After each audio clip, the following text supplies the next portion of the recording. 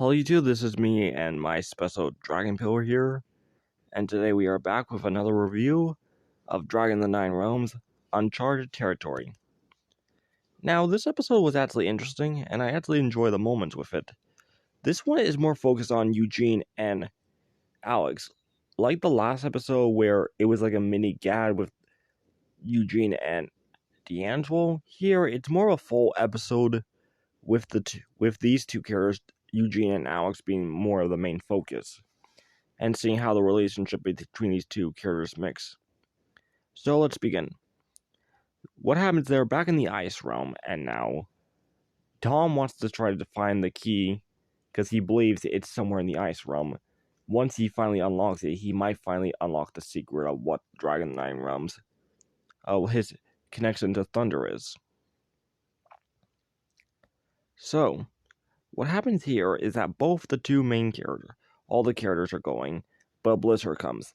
Now, Tom is ignoring it while all the other characters are saying they should turn back, but Tom insists on keep going. And really, once they finally get to an ice cave, they look around, and nothing. And sadly, because of the cold, freezing weather, both Feathers and Webmaster ran away to get some warmth. Also, really, these two dragons do not get along, and neither do Eugene and Alex. Which, yeah. After they come back, and really, they blame Tom for wanting to stay way too long, because they knew the storm was coming, all of them, but yet Tom was too focused on finding that key. Yet, they all had to still go. And later that day, well, that night, sadly, the two cannot sleep, and the two actually decide to talk together. And it was actually an interesting concept with these two characters.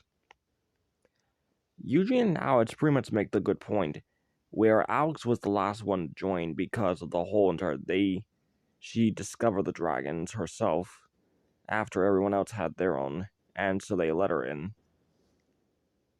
And Eugene pretty much said they didn't even let him join, he had to pretty much find out for himself.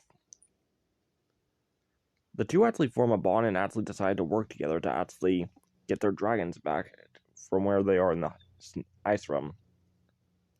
They're actually able to work together and actually are able to get back to where they need to go, to the ice realm, but the other riders caught on and eventually find them before they're able to get there.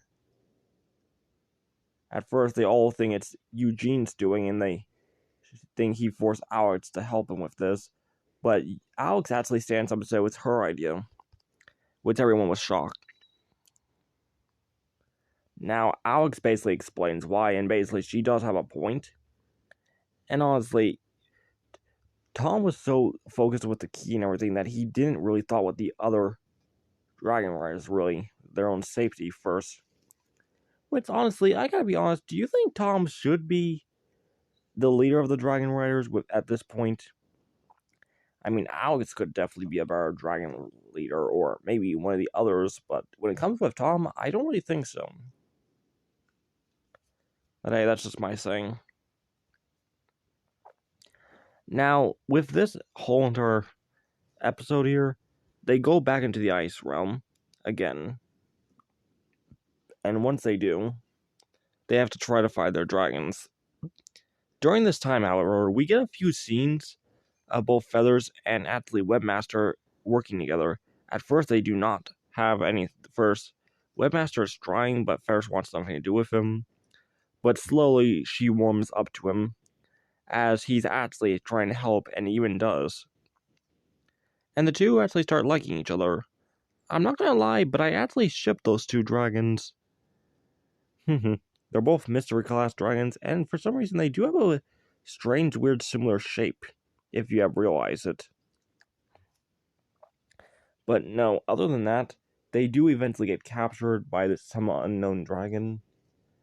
And once the other riders arrive, they discover what it is. And apparently it's some type of cannibal dragon. And the way it looks, June thinks it's a Yeti-type dragon, and saying that must be where the myth came from. And also, it is a cool design, but I got to ask, why is its nose is the shape of a heart? Seriously. Had anyone thought the same? Or am I the first to notice it? I'm pretty sure I'm not. But really, other than that, they all work together to actually try to stop it and save their dragons, which they do manage to do. And, however, though, before they could escape, the Yeti dragon apparently tried to stop them all by collapsing the clay, which it fails because they are able to escape. Once they make it back home, all the riders are excited with their dragons being back. And Eugene and Alex are actually getting along good. And actually, so are their dragons. Which still, I ship those two dragons together now. Not gonna lie, but I do. And it seems like Eugene is definitely getting good.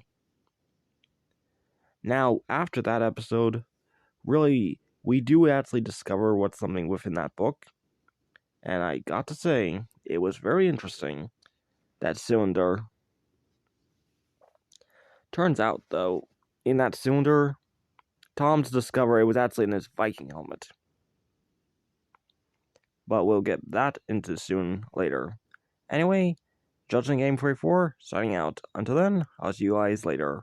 Bye.